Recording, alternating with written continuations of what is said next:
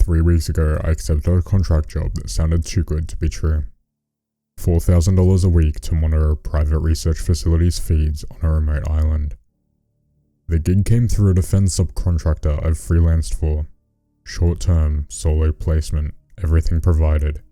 Food, shelter, satellite comms, and complete autonomy. No tourists, no locals. Just me and the monitors. I figured it'd be peaceful. They flew me in by helicopter.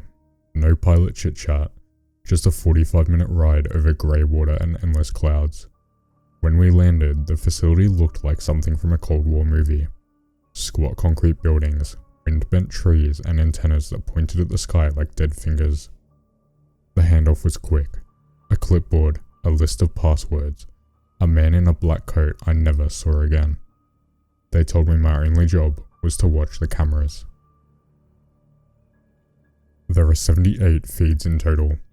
Hallways, labs, exterior fences, server rooms.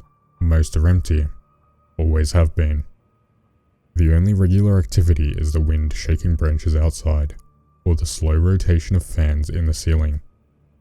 I asked once what happened to the staff. The reply came through the satellite phone in a text-only message. You are not authorized for that data.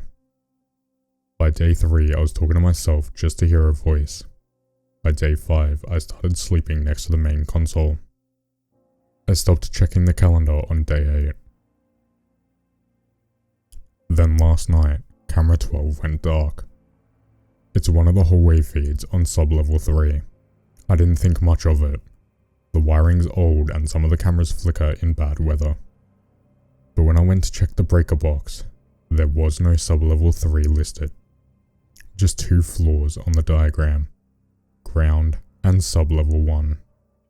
Still, camera 12 existed. It had always been there. I'd seen that hallway loop for days, an empty, sterile corridor, until it wasn't. At 2:46 AM, camera 12 came back online, but the hallway was different. The lights were dimmer. The walls had stains on them, smears of something dark like rust or dried blood.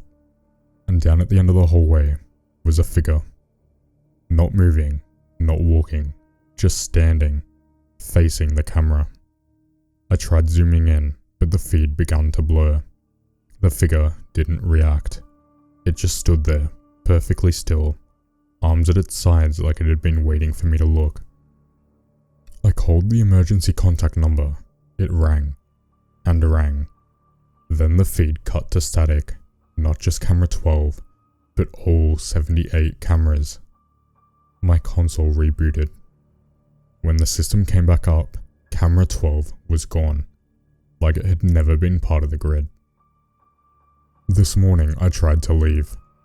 The helipad is still there, but no radio signal is getting out. The satellite phone just flashes, no link. The backup generator is working fine. Everything else is powered. But I'm alone. Worse, the supply crates in the back room, the ones marked for month 2 and month 3, were already opened. Empty. I think they knew. I think this was the real job. Not to monitor anything. Not to report anything, but to be here. To be alone. I've started hearing humming through the walls. Faint mechanical tones like a lullaby through static. They're not coming from the speakers or equipment. They're coming from beneath the floor. And sometimes when I sleep, I dream of a hallway I've never been in. Dim lights, cracked tile, a figure at the end of it, not moving, just waiting.